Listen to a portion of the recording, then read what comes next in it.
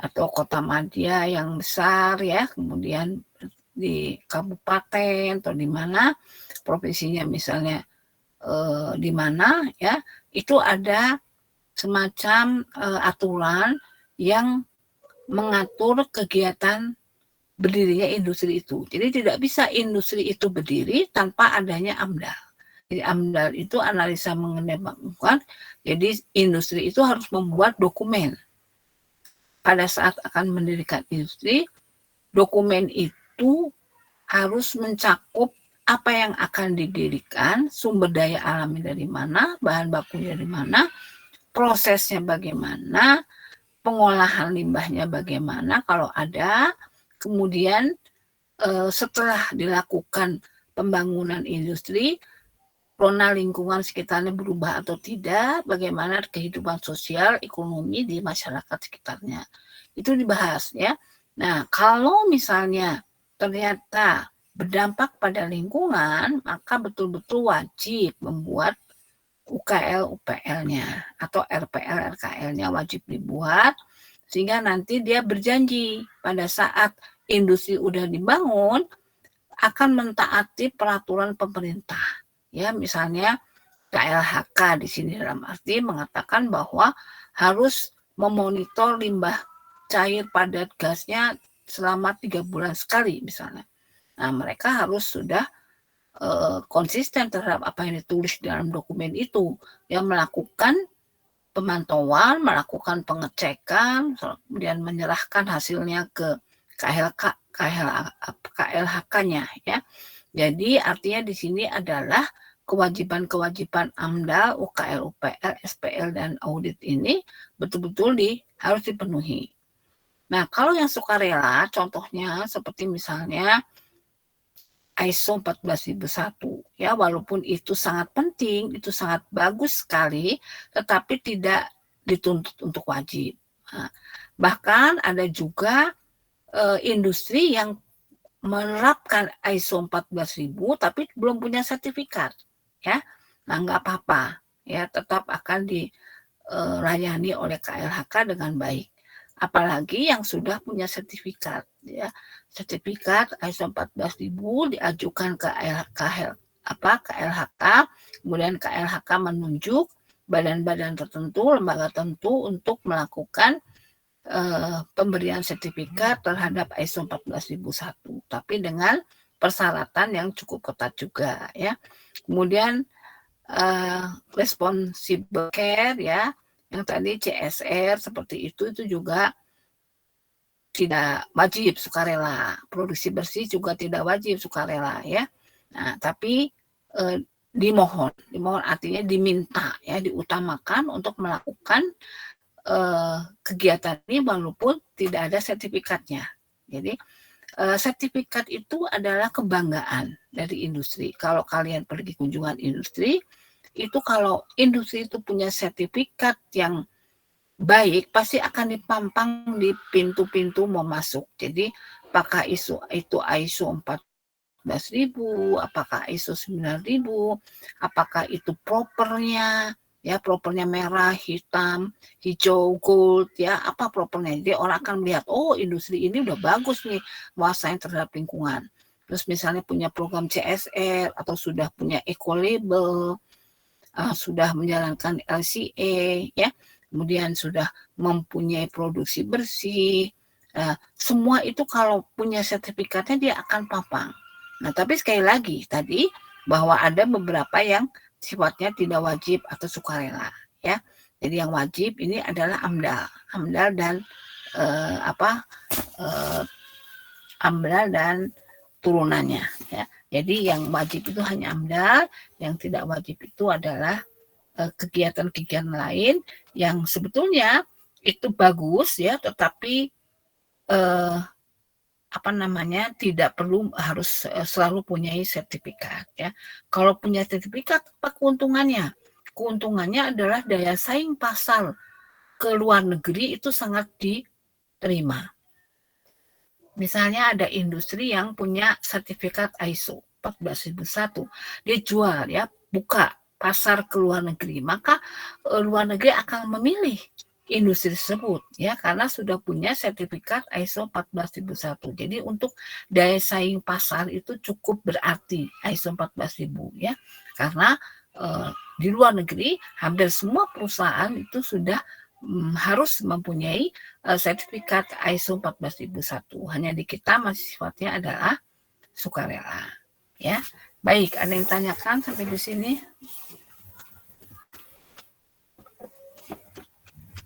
Cukup jelas ya. Kalau ada ditanyakan silahkan ya. Nah, kemudian, tadi seperti yang Ibu sampaikan, apa sih sebetulnya AMDAL, UKL, UPL, dan SPPL itu? Jadi kalau yang namanya wajib AMDAL itu adalah suatu usaha atau kegiatan yang betul-betul sesudah diidentifikasi itu memberikan dampak terhadap lingkungan. Jadi jelas-jelas, misalnya akan membangun industri tekstil, industri makanan, atau industri karet misalnya. Diidentifikasi, akan keluar apa limbahnya, bagaimana cara mengolah limbahnya.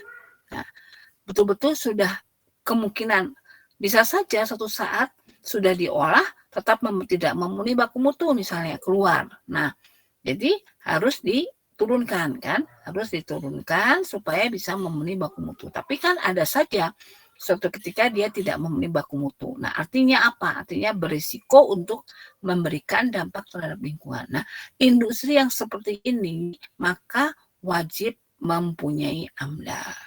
Ya. Nah, kegiatan ini peraturannya mengacu pada peraturan Menteri LH ya nomor 5 2012. Jadi yang wajib AMDAL itu harus mengacu pada peraturan menteri. Nah, kemudian bagaimana kegiatan yang usaha dan atau kegiatannya hanya wajib UKL UPL, tidak harus membuat AMDAL.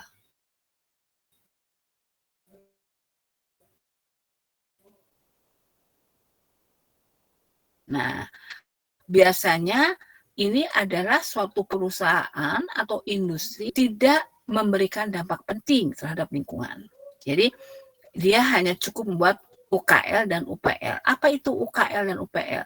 Usaha kelola lingkungan, usaha pengelolaan pemantauan lingkungan. Jadi bagaimana usaha dia dalam mengelola lingkungan itu dibuat dalam suatu dokumen. Ya, UPL-nya juga pemantauannya seperti apa dibuat dalam satu dokumen, tidak perlu membuat dokumen AMDAL.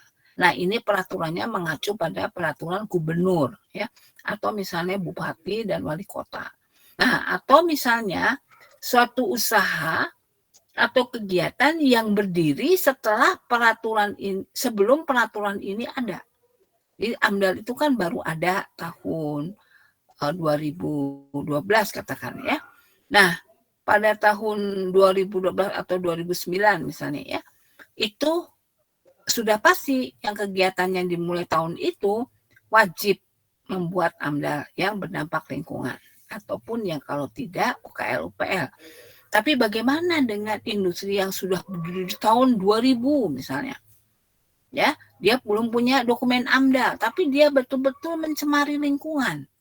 Nah, akhirnya diberi kesempatan untuk tidak membuat dokumen AMDAL, hanya cukup membuat UKL dan UPL-nya. Bagaimana usaha kelola lingkungannya pada peraturan gubernur ataupun bupati ataupun wali kota. Nah, kemudian SPPL, ya ini kegiatan yang misalnya industri itu kecil, ya usaha UMKM, usaha menengah usaha menengah ya, jadi menengah kecil ya, usaha menengah kecil, jadi tidak usaha untuk rumahan misalnya.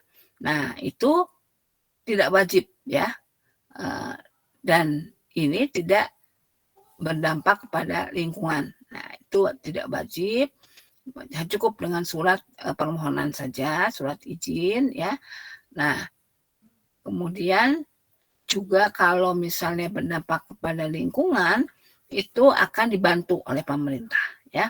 Bagaimana untuk mengelola limbahnya supaya tidak dibuang langsung ke lingkungan, ya.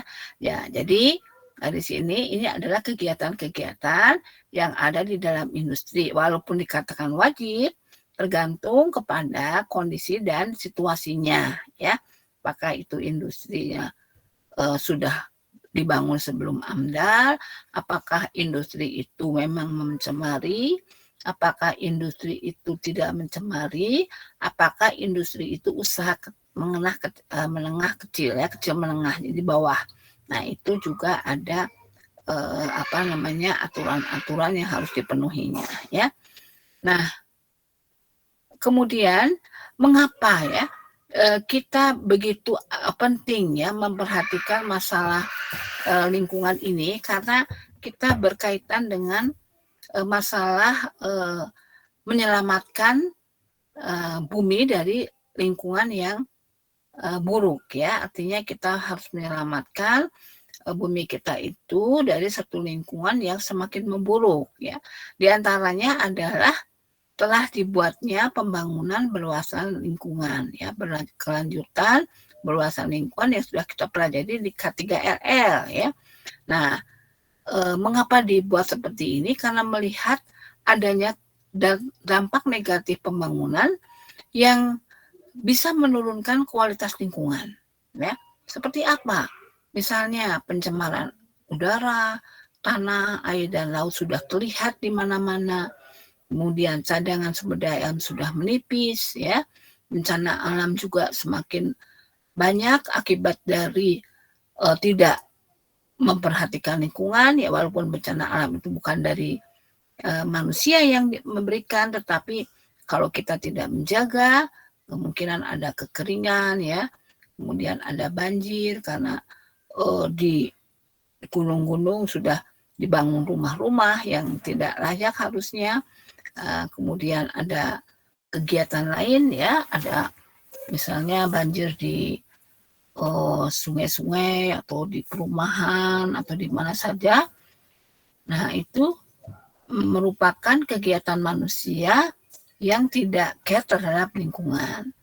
Kemudian ketidakseimbangan iklim sudah terjadi, ya, bahwa yang tadinya iklim itu harusnya dingin seperti di kutub, ya, sudah banyak penguin yang berimigrasi, yang mencari tempat yang lebih dingin.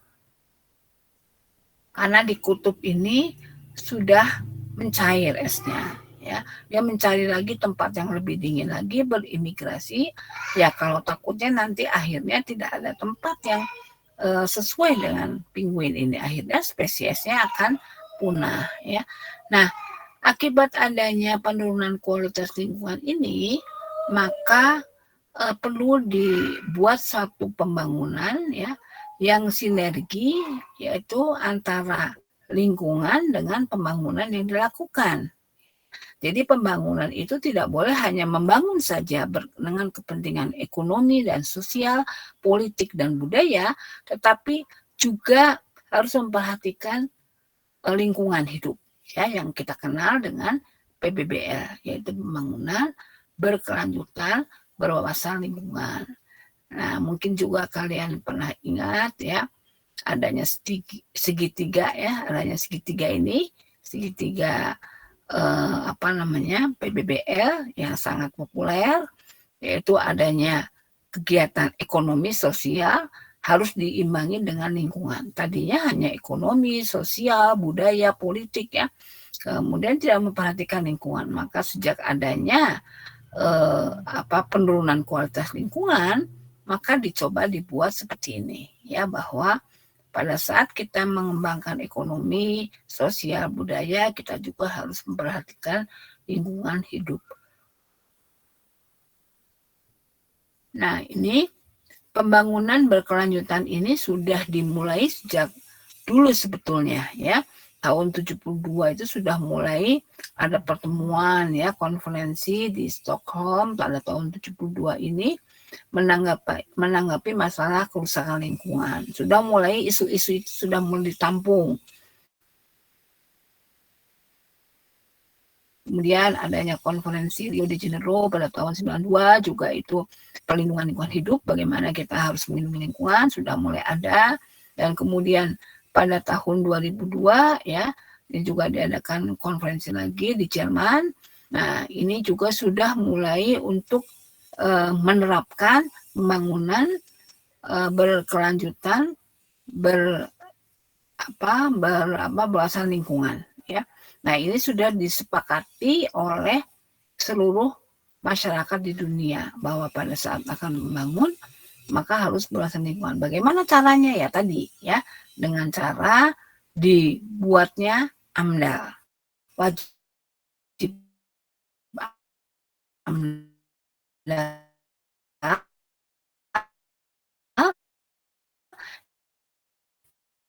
ini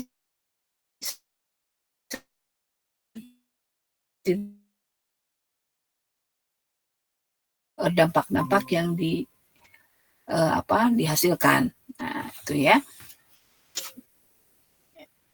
Nah, kemudian sebetulnya di Indonesia itu sudah banyak peraturan-peraturan ya yang mendukung untuk supaya agar pencemaran lingkungan itu dapat dikendalikan ya. Jadi tidak hanya dihimbau saja, tetapi juga diberikan aturan-aturannya. Nah, untuk apa aturan-aturan ini? Ya tentunya untuk supaya lingkungan itu tidak tercemari. Seperti misalnya di tahun 97 ya, tahun 23. Nah, ini mengenai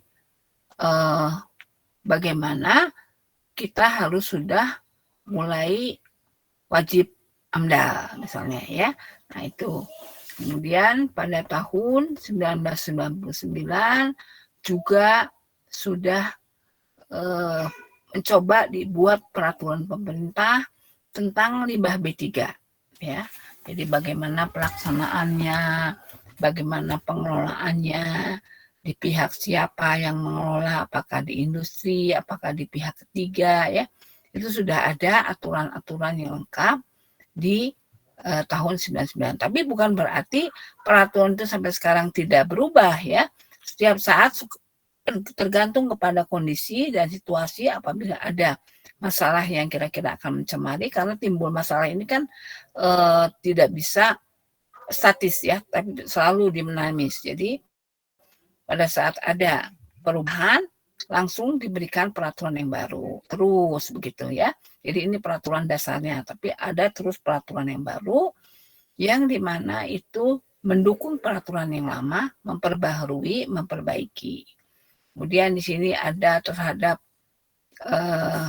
pelaksanaan pencemaran air, pencemaran udara ya, kemudian kualitas air itu pun juga ada peraturannya mengenai B3, non B3 ya, bagaimana mau limbah padat itu juga ada aturannya.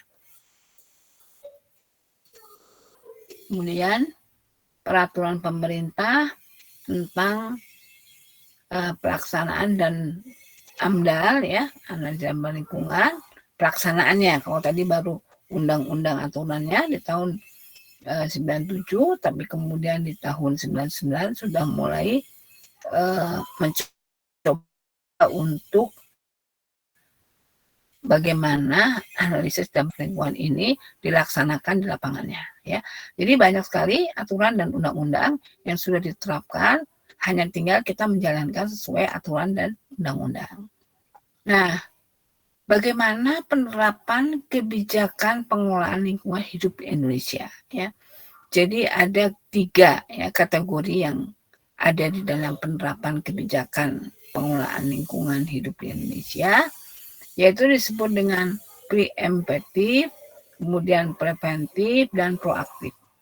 Preemptive ini adalah melakukan pengambilan keputusan dan perencanaan ya, misalnya seperti tata ruang, AMDAL, UKLPL. Jadi sudah dicoba untuk melakukan kegiatan-kegiatan yang memenuhi aturan-aturan lingkungan itu apa saja. Terutama yang pertama adalah AMDAL. Jadi pada saat akan membangun sudah ada AMDAL-nya. Itu kita sebut dengan preemptive ya. Jadi seperti AMDAL, UKL, UPL, tata ruang dan sebagainya itu sudah masuk kepada preemptive. Kemudian kalau yang preventif itu adalah pada saat pelaksanaan, ya. Sesudah diterapkan AMDAL, kemudian tinggal menjalankan. Bagaimana baku mutunya, pengawasannya, apakah dilakukan monitoring setiap saat, ya, baik oleh pihak internal maupun eksternal, ya. Apakah pencemaran limbah ini dilakukan pengelolaan, misalnya dilakukan sampling COD, sampling BOD-nya, ya, sampling TSS-nya dan sampling yang lainnya, parameter kunci untuk air limbah misalnya, apakah sudah dilakukan sesuai dengan perjanjian di dalam AMDAL-nya, di dalam RPLKL-nya bahwa akan dilakukan pemantauan sebulan sekali misalnya. Nah, apakah betul? Mana data-datanya yang menyatakan bahwa industri itu sudah melakukan pengawasan terhadap limbah yang dihasilkannya. Nah, kemudian program proper, ya, juga ini merupakan pelaksanaan. Industri itu kalau mau dianggap baik, ya, mencoba untuk mengajukan proper apa yang dia miliki. Ya, kalau bagus sekali bisa proper emas.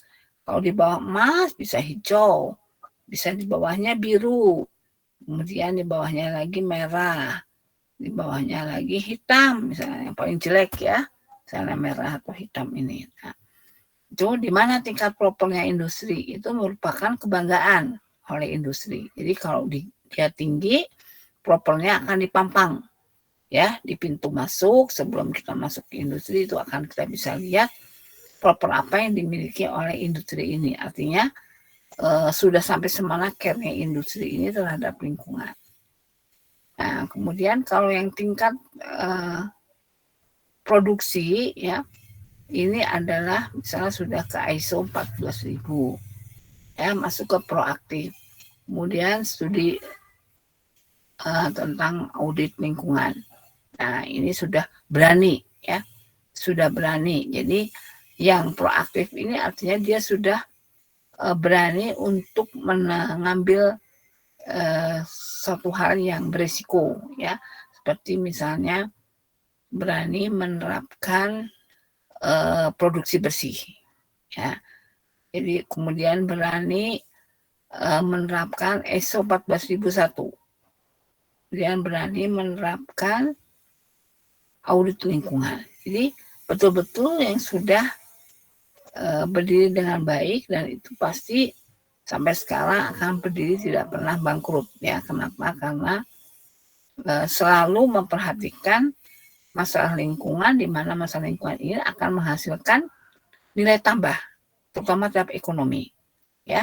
Yang tadinya investasinya cukup besar, tapi nantinya pada waktu tertentu akan tercapai keseimbangan antara keuntungan yang berbasis lingkungan dengan pengeluaran. Jadi keseimbangan inilah yang penting. Tidak mungkin perusahaan mau rugi, ya. Kalau rugi ya sudah, tutup saja. Jadi industri itu selalu ingin buka, mendapat keuntungan. Nah, tapi ini, ya, harus proaktif. Baik. Nah, kemudian ini ada perangkat manajemen lingkungan yang sampai saat ini masih dipakai, ya. Jadi perangkat ini kalian harus paham, ya. Contohnya di sini seperti proper, audit, KLPL, kemudian apa ini, cleaner production, polisi bersih, AMDAL, kemudian ISO 9000, ya. Itu adalah project level yang diberikan oleh KLHK dalam rangka untuk menanggulangi adanya masalah lingkungan. Nah, skop yang besar lagi itu adalah seperti adanya kegiatan prokasi, adanya program DAS kritis, adanya program Langit Biru, adanya Adipura, adanya portal dan lain-lain, ya. Nah, reklamasi pantai misalnya, kemudian adanya keanekaragaman hayati. Nah, semua itu adalah perangkat manajemen lingkungan yang harus kita kuasai, ya. Kemudian bagian luarnya adalah global level seperti kebijakan lingkungan, kepedulian konsumen, kemudian banyak lagi kegiatan yang bisa diciptakan untuk menangkap manajemen lingkungan. Baik, sampai sini ada yang tanyakan? Nah, karena waktunya juga kita untuk untuk latihan juga, maka Ibu minta untuk kelompok ini Ibu ingin ya kalian itu menjelaskan, memilih satu dari lingkaran-lingkaran yang Ibu sampaikan di layar ya. Jadi ada kelompok yang membahas tentang UKLPL, yang membahas tentang cleaner production, yang membahas tentang audit, membahas tentang proper, tentang AMDAL, Adipura, Langit Biru, program das kritis, prokasi, kemudian pantai dan laut teritorial. Nah, ini keanekaragaman hayati coba di setiap kelompok dibagi sehingga nanti bisa menjelaskan mengenai semua ini dan satu sama lain mengerti apa sih yang maksud dengan program Langit Biru itu misalnya. Nah, ini kita berikan pada tugas ya hari ini, kalian membuat, nanti kalian mencoba siapa yang sudah selesai bisa mempresentasikan dengan Ibu akan mengambil nilainya. Nah, karena jumlah dari mahasiswa itu ada 29 ya. Betul, Raisa ada 30 Bu totalnya. 30 ya. Oh ya, 30 berarti kalau 30 harus bikin 8 kelompok, tapi ada yang 8 kelompok 4 orang, tapi ada yang nah kalau 8 kelompok ini topiknya tuh ada banyak. Jadi kalau Ibu minta sih sebetulnya lebih dari 8 kelompok. Jadi coba aja dibagi menjadi 2 orang ya.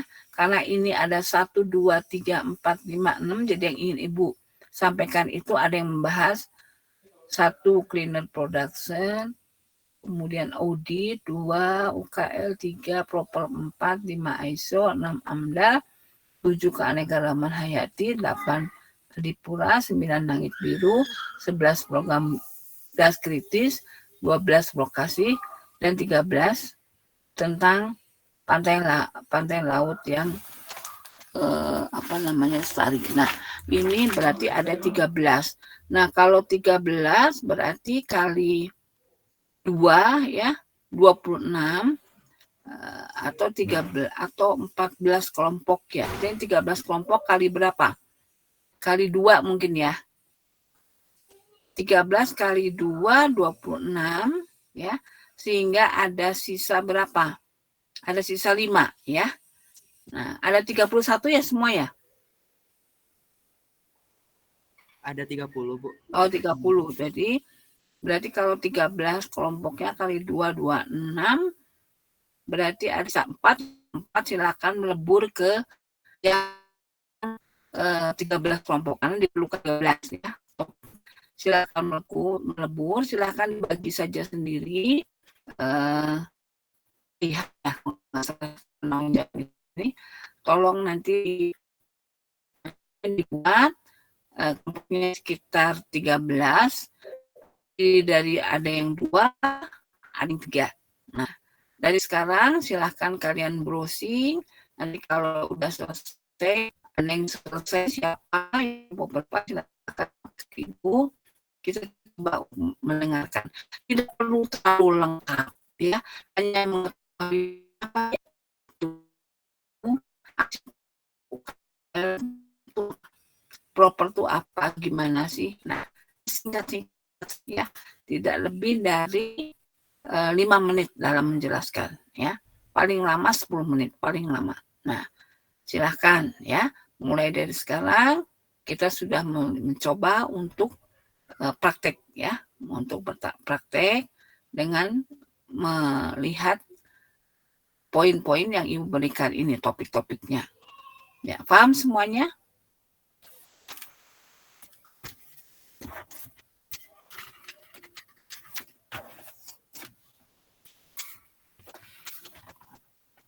Paham? Bu, mulai presentasinya kapan, Bu? Ya, mulai kalau sudah selesai, ini kan 9:30 ya, masih ada waktu 10:30, 11:30, 12:20. Jadi mulai dari sekarang aja, nanti begitu selesai siapa silakan presentasi. Ibu beri waktu di sini ya, 1,5 jam misalnya untuk kalian membuat mandiri tugasnya. Nah, nanti setelah itu kita presentasi ya. Mungkin nanti jam 10:30 ya kita ketemu lagi di link Jimit ini, dan setiap kelompok sudah mempunyai bahan untuk dipresentasikan ya. Begitu saja. Bu, mau Ya, nanya, Bu. ya. Mau ini juga soalnya kan banyak yang di Polban di kelas dan nggak bawa laptop juga gitu, Bu. Jadi presentasinya nggak pakai PPT gimana, Bu? Ya, presentasi dengan ikut temannya aja. Nggak pada bawa laptop, Bu? Oh, semuanya nggak boleh. Banyaknya pada presentasi. Oh, tidak dengan PPT, hanya dengan misalnya pakai HP gitu maksudnya. Nggak bisa bikin PPT-nya, Bu. Soalnya kan dari HP gitu, Iya, kesulitan. ya jadi hanya dibacakan saja gitu. Iya, Bu, paling kayak gitu. Ada berapa yang bawa laptop coba? Kalau yang bawa laptop boleh saja pakai PPT. Kalau yang enggak ya berarti hanya bicara saja di HP-nya ya. Boleh seperti itu. Baik, Bu. Ya.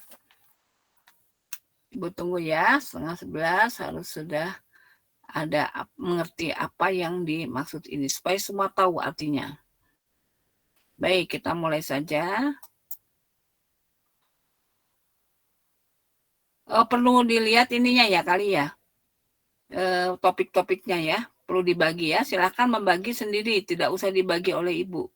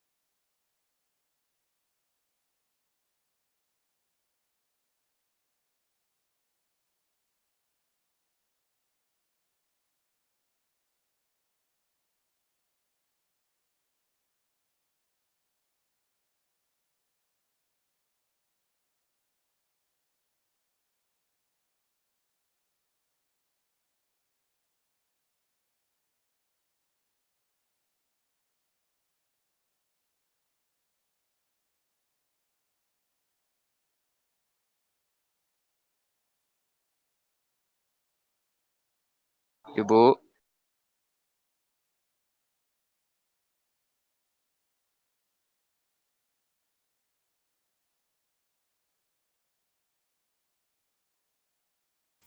Ya, ya bagaimana?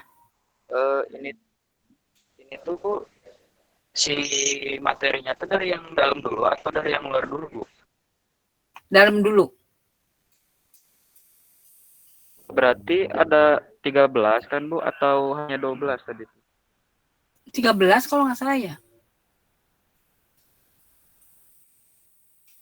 Ada 13 kan di dalam ada berapa? 1, 2, 3, 4, 5, Kalau 6. dari ada 12 Bu yang di dalam. Kalau Oh, sampai yang yang di dalam ekosistem level. yang sampai dalam hanya 12 ya. Ya, berarti 12 kali 2, 24, jadi yang 6 bisa masuk ke grup yang lain ya. Berarti 12 kelompok ya, Hardi?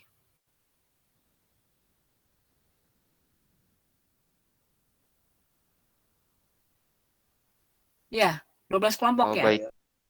Ya. Ya, silakan dibuat ya.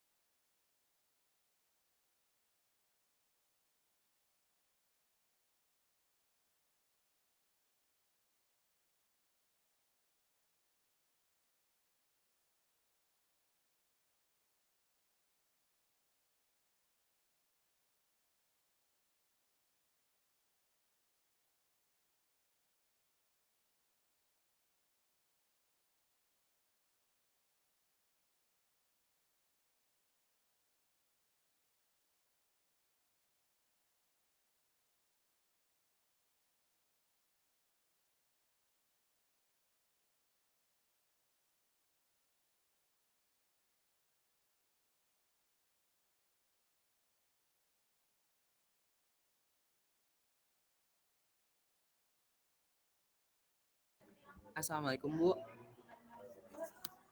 Mau bertanya.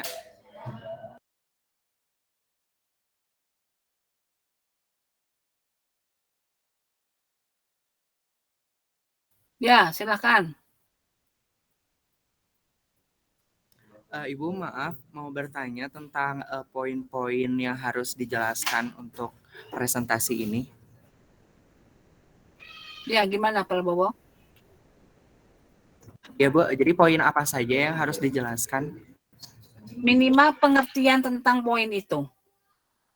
Ya, pengertian poin itu, kemudian ruang lingkupnya tuh apa saja mengenai itu tuh. Jadi yang mendukung dengan pengertian definisi itu diterapkan di mana saja. Gitu. Ya, supaya jadi jelas bicara tentang AMDAL itu apa. Seperti tadi ya, kemudian diterapkan di industri yang seperti apa dan bagaimana. Nah, itu boleh. Jadi seputar definisi itu.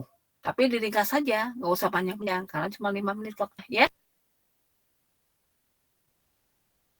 Oh iya, baik Bu. Terima kasih Bu. Ya, sama-sama.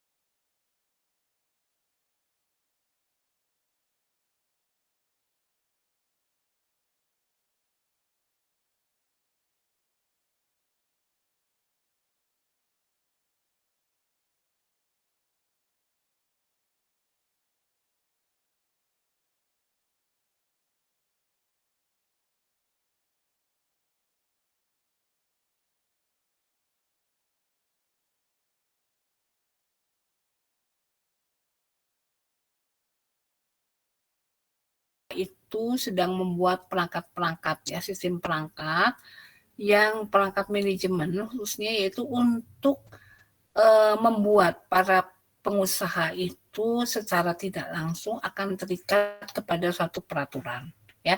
Walaupun misalnya tidak diwajibkan ya, tetapi secara tidak langsung mereka ingin mempunyai sistem yang diberikan oleh KLHK ini.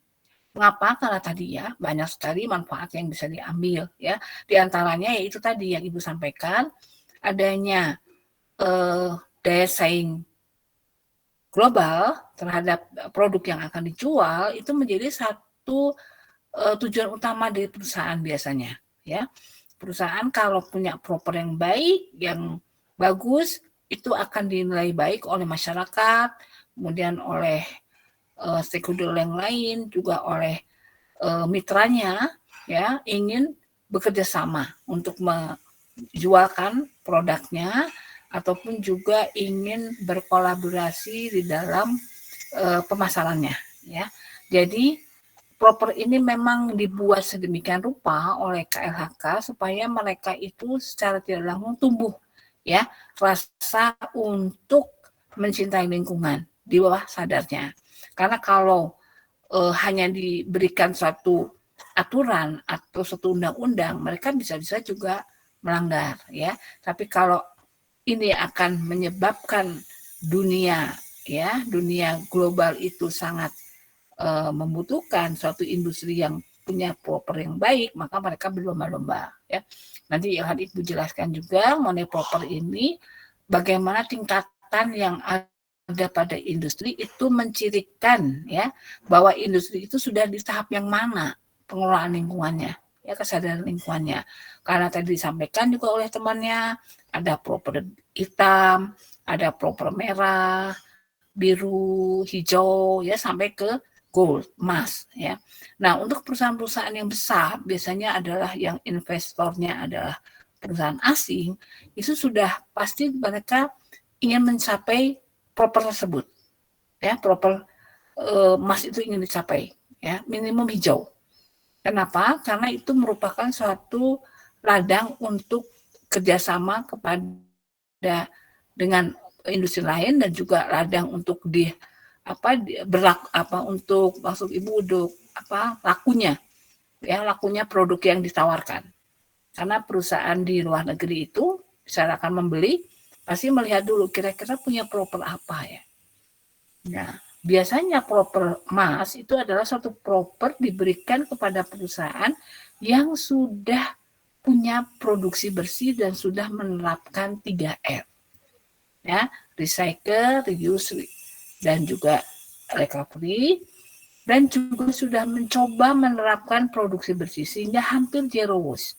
Ya, zero waste. Nah, atau juga semua kegiatan yang ada di dalam lingkungannya itu sudah hampir tidak ada yang menjadi masalah temuan. Nah, ini nanti kita akan belajar setiap industri itu bagaimana mereka mengelola lingkungannya sehingga bisa mendapatkan tingkat proper yang baik ini. Ya, jadi yang diharapkan itu mereka adalah proper emas, seperti Unilever. Itu sudah propernya emas. Kemudian Chandra Asri kalau nggak salah juga ya, propernya sudah emas. Beberapa perusahaan pupuk itu juga yang terkenal sudah emas ya.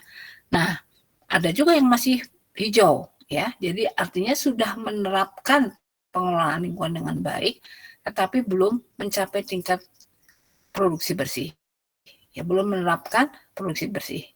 Ada juga yang hanya sebatas minimum saja dia sudah memenuhi ya. Seperti misalnya proper biru. Nah, ada juga yang masih melanggar. Walaupun sudah mencoba taat ya, itu proper merah. Ada yang sama sekali tidak memperhatikan lingkungan. Ya, tidak mengolah limbah dibuang seenaknya, kemudian sama sekali tidak ada usaha-usaha untuk melakukan pengolahan limbah. Nah, ini propernya hitam, ya. Nah, jadi tingkat proper ini menjadi kebanggaan bagi industri. Jadi kalau industri yang sudah propernya baik, dia akan dipampangkan, dia akan di web akan disampaikan, ya, supaya masyarakat sudah sadar waktu membeli produknya, oh ini sudah hijau, oh ini sudah emas, kita beli produknya gitu ya. Terutama kalau untuk asing sudah pasti itu dilihat, tapi kalau untuk orang dalam kita belum, karena itu yang kita lihat adalah produknya yang penting murah ya, dan produknya itu kita juga bisa kita pakai ya, tidak peduli itu mencemari lingkungan tidak. Nah, dengan sekarang adanya sertifikasi ini, adanya pemberian sertifikat kepada perusahaan, setidaknya orang yang akan membeli sudah, oh ini sudah punya ini, tidak mencemari lingkungan, jadi tidak akan ada demo-demo pada DPR atau DPRD untuk menutup perusahaannya karena mencemari lingkungan, karena propernya sudah baik gitu ya. Nah, itu yang namanya proper. Jadi untuk melihat kinerja dari perusahaan itu terhadap pengelolaan lingkungannya. Gitu ya. Bisa dipahami?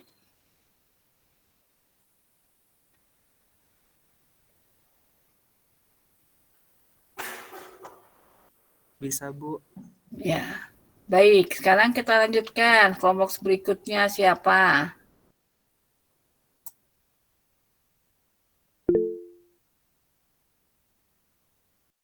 Kelompok saya mungkin, Bu.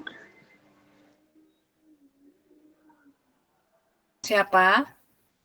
Zahra dan Deliana. Zahra dan Deliana. Baik, Bu. Izin share screen ya, Bu? Ya, silakan.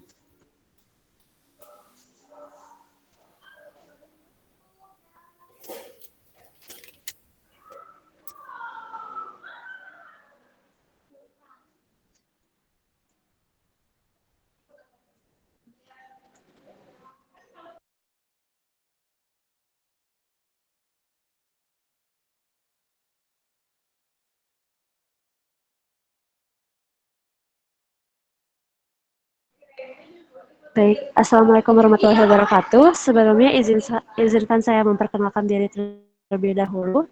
Perkenalkan, nama saya Zahra Salsabila Khairunnisa dan saya bersama dengan rekan saya Deliana Syaisa Mahrani. Jadi kami di sini akan mempresentasikan mengenai Pantai dan Laut Lestari.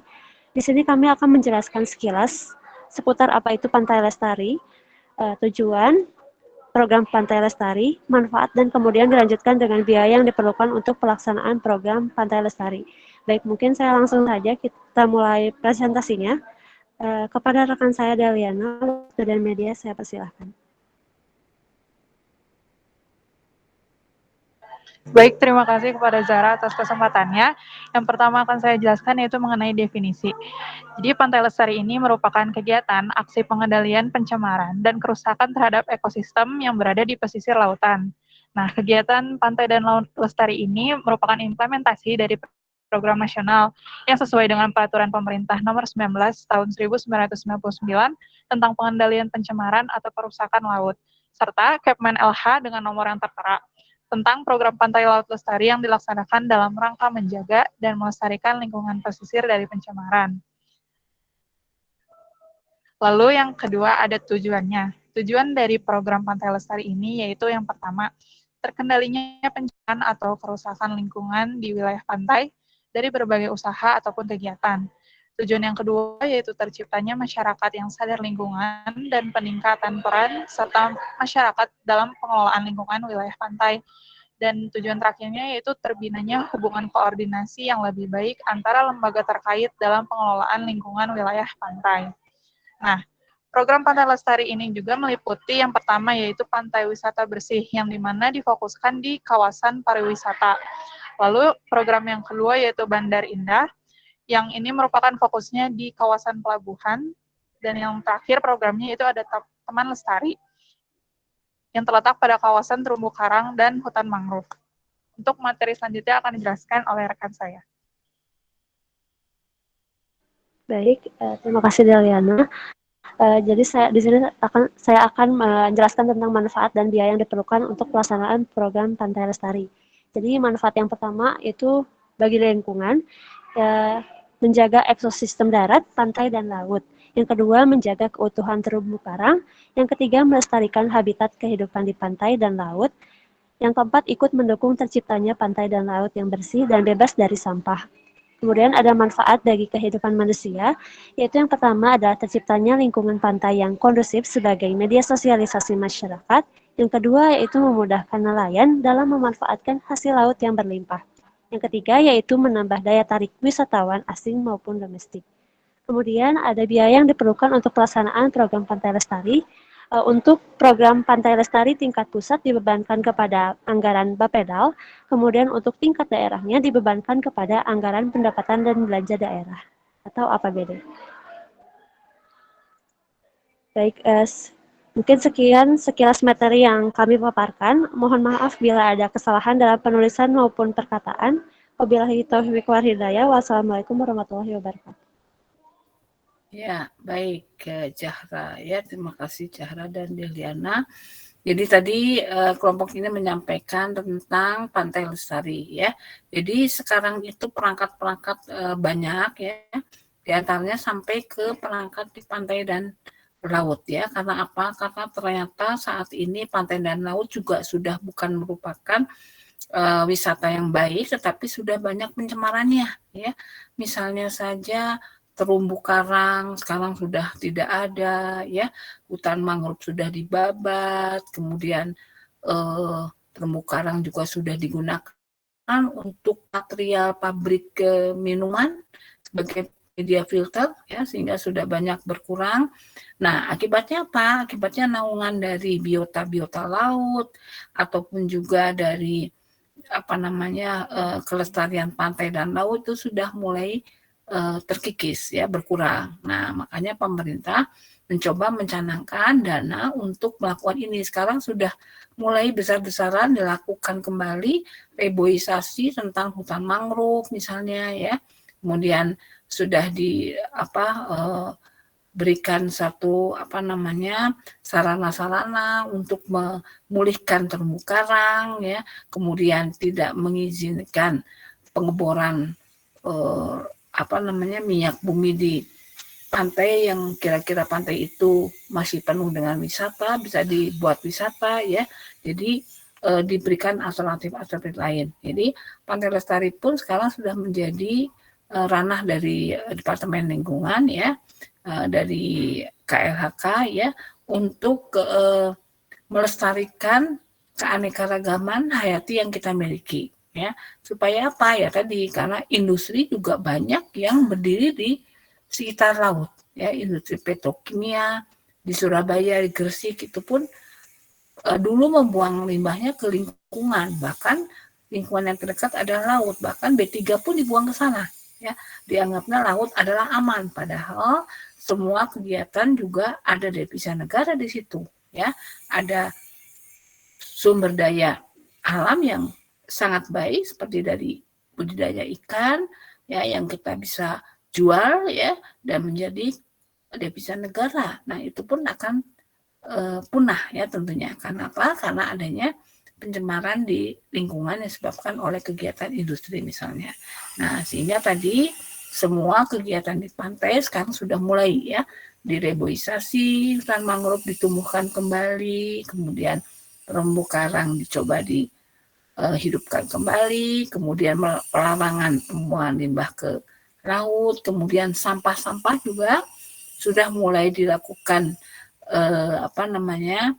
pengelolaan di awal ya, pengelolaan di hulu ya, sehingga pada saat kehilir sudah tidak ada sampah lagi. Jadi kalau dulu itu sudah dikenal bahwa negara Asia terutama Indonesia penghasil sampah di laut, sehingga sampai ikan paus itu makan di perutnya pada saat dibuka ada banyak plastiknya.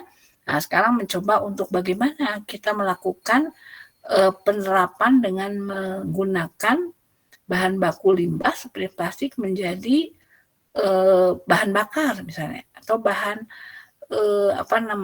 energi ya, di sini energi. Nah, itu sudah mulai sekarang ya, sehingga diharapkan juga adanya IPAL terpadu ya, PT terpadu di lingkungan sampah seperti di Jakarta, di daerah Bantar Gebang ada akan dibangun atau mungkin sekarang sudah dibangun ya, pengolahan sampah secara combustion dengan pembakaran ya, sehingga dihasilkan energi ya, energi listrik misalnya PLTSA, itu sudah mulai dicoba diterapkan ya. Tujuannya apa ya, supaya tadi Pantai Lestari yang di hilir ya, dari hulunya sudah diantisipasi sehingga nanti sampai ke pantai ataupun ke laut itu sudah tidak ada lagi sampahnya ya. Nah, itu mungkin yang bisa disampaikan terhadap Pantai Lestari. Silakan bagi yang lain bisa melanjutkan presentasi ini.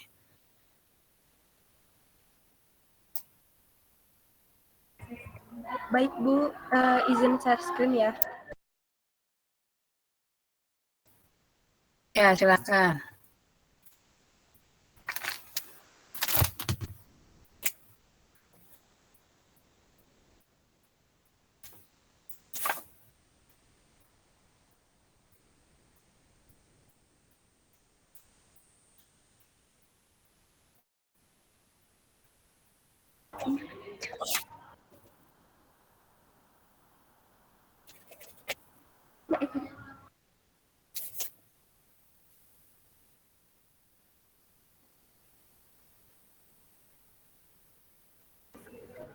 Tadi belum.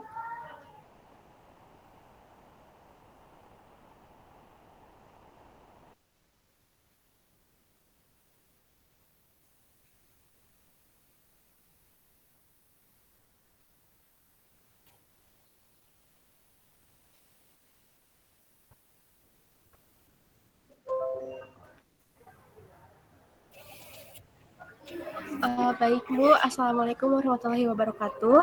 Selamat siang. Terima kasih kepada Ibu Endang selaku dosen mata kuliah manajemen lingkungan yang telah memberikan kesempatan kepada kelompok kami untuk melakukan presentasi. Jadi kelompok kami akan mempresentasikan mengenai ISO 14000. Kelompok 2 terdiri dari Kristianti, Intan Salsabila, dan Luh Putu Irma. Selanjutnya, apa itu standar ISO 14000?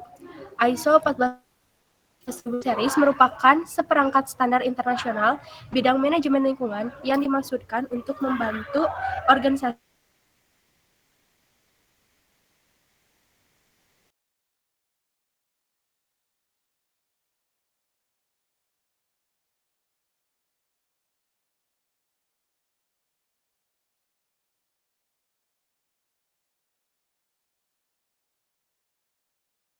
sebagai terus ada pencapaian disepakati yang bumi di Janeiro tahun 1992. Selanjutnya akan dijelaskan oleh Irma.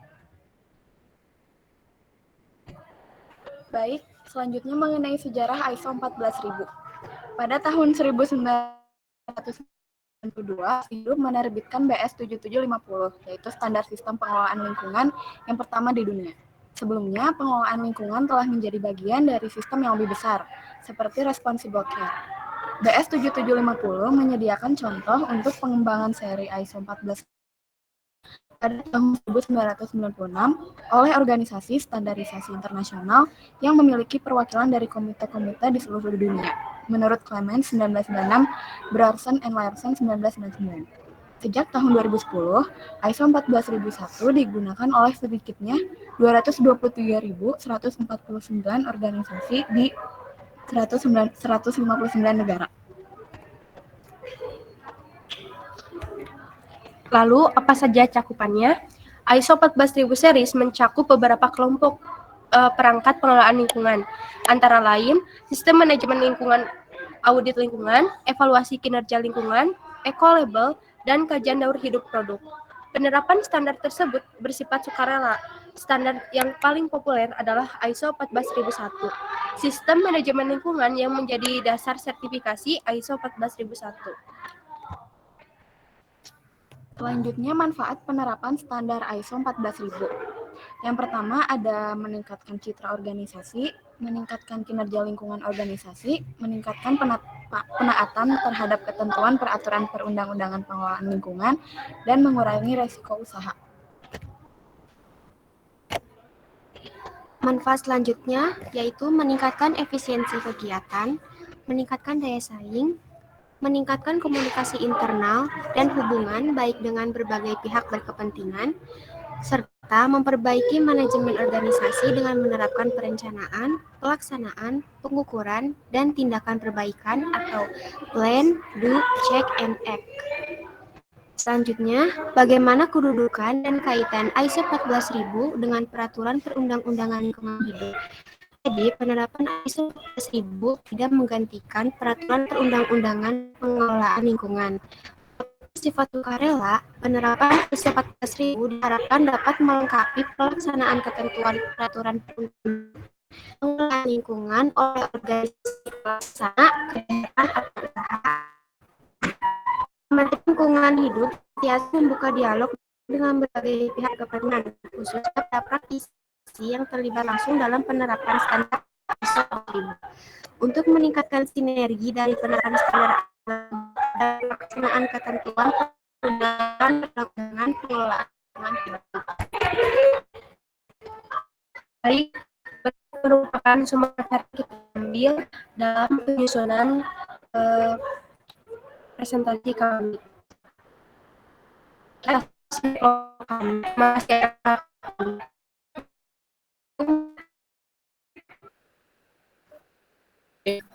ISO 14000 ya. Tadi ISO 14000 itu merupakan sertifikasi ya untuk atau yang diberikan kepada perusahaan yang dianggap sudah melakukan sistem manajemen lingkungan atau SML.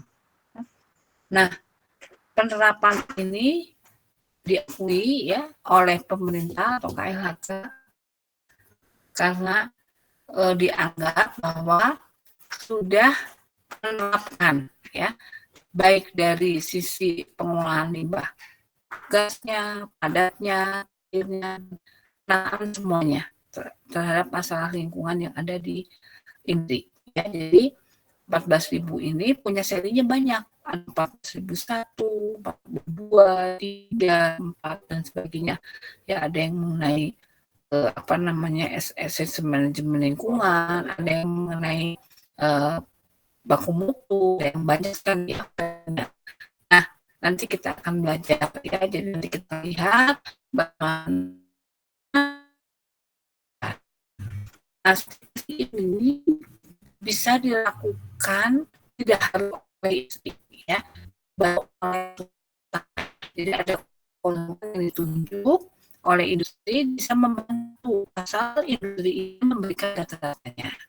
Dia dibuat mennya oleh konsultan dibuat, kemudian diajukan ke lembaga sertifikasi ISO 14001. Nah, nanti ada suatu prosedur, kita akan belajar juga nanti ya prosedurnya seperti apa sampai dia bisa mendapatkan sertifikat 14001 dan tentunya dipungut biaya dan biayanya juga tidak murah, cukup mahal sehingga KLHK memberi kesempatan apabila industri dianggap belum mampu mempunyai sertifikat boleh menerapkan tanpa sertifikat juga boleh. Jadi dia sudah menerapkan tapi belum punya sertifikat. Itu juga dihargai ya.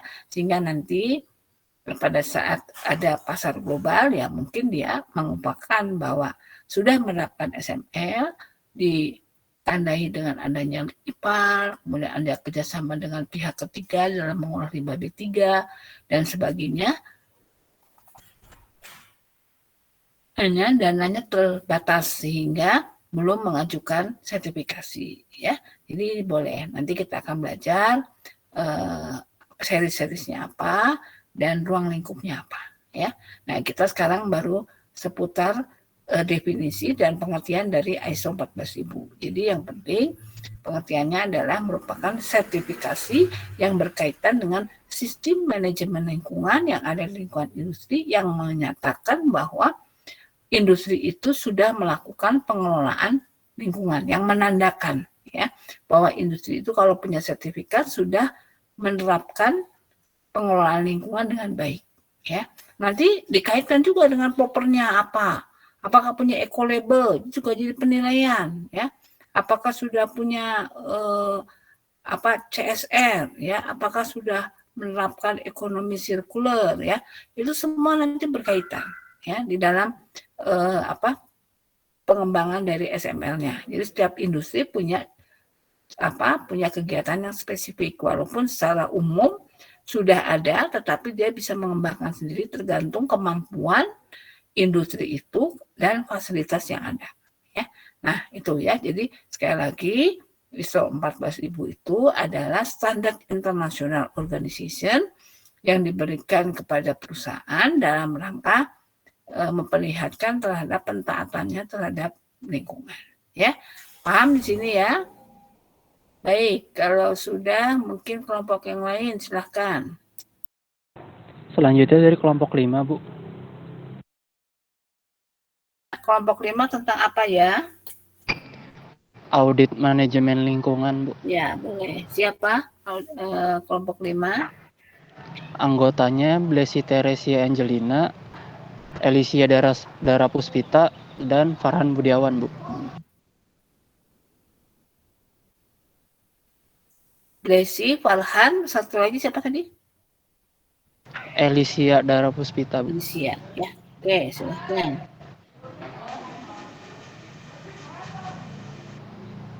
Oke, baik. Assalamualaikum warahmatullahi wabarakatuh. Sebelumnya, terima kasih ke Ibu karena telah memberikan kesempatan. Pertama-tama, izin memperkenalkan diri, nama saya Farhan Budiawan, dan beranggotakan Blessy Teresia dan Alicia Dara Puspita. Kali ini kita akan mempresentasikan tentang audit manajemen lingkungan. Selanjutnya akan dijelaskan oleh rekan-rekan saya. Oke, yang pertama ada definisi pengertian dari audit manajemen lingkungan. Menurut Keputusan Menteri Lingkungan Hidup Nomor 42 Tahun 1994, audit lingkungan adalah suatu alat manajemen yang meliputi evaluasi secara sistematik, terdokumentasi, periodik, dan objektif tentang bagaimana suatu kinerja organisasi, sistem manajemen, dan peralatan dengan tujuan memfasilitasi kontrol manajemen terhadap pelaksanaan upaya pengendalian dampak lingkungan dan pengkajian pemanfaatan kebijakan, usaha atau kegiatan terhadap peraturan perundang-undangan tentang pengelolaan lingkungan.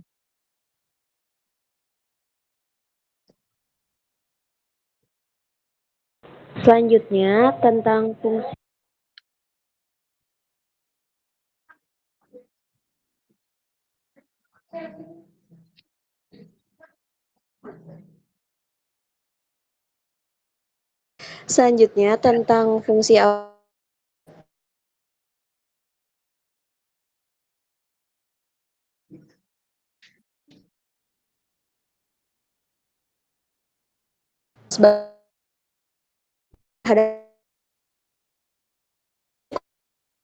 dokumen dan pelaksanaan SOP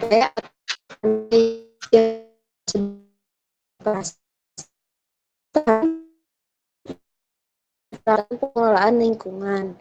B. Pengelolaan lingkungan pemanfaatan lingkungan proses dan jadi sebagai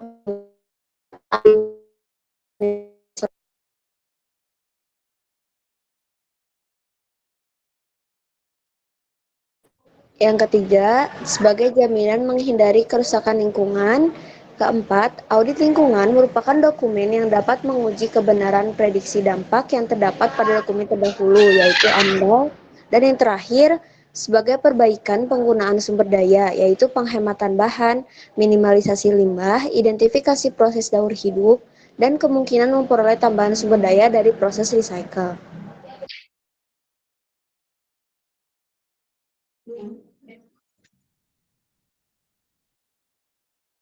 Yang ketiga ada jenis-jenis.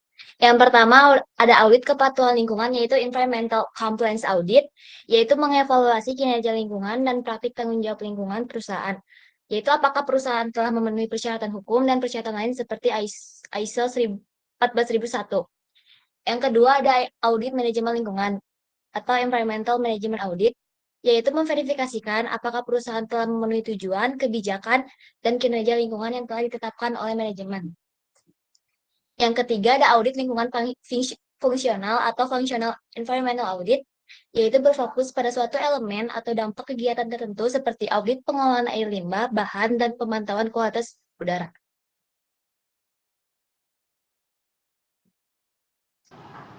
Selanjutnya, sasaran.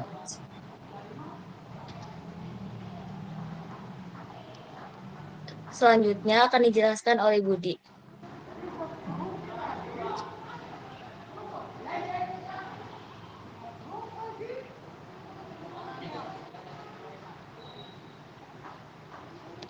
Boleh di next, please.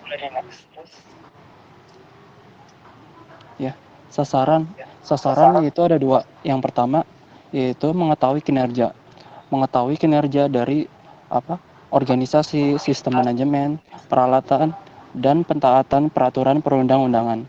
Yang kedua, pelaksanaan pengendalian dampak lingkungan, yaitu adanya pemeriksaan terhadap kualitas lingkungan dan seluruh kegiatan yang berkaitan sebagai bahan untuk mengetahui keberhasilan upaya pengendalian dampak lingkungan.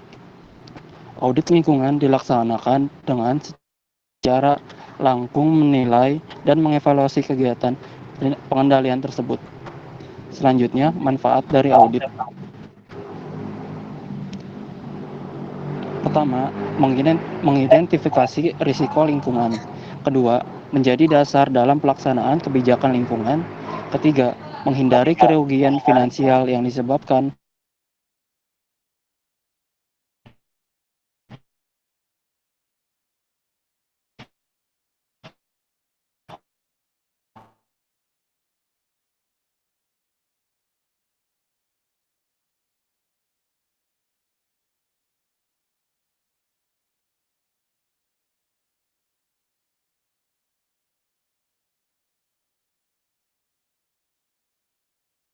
lingkungan.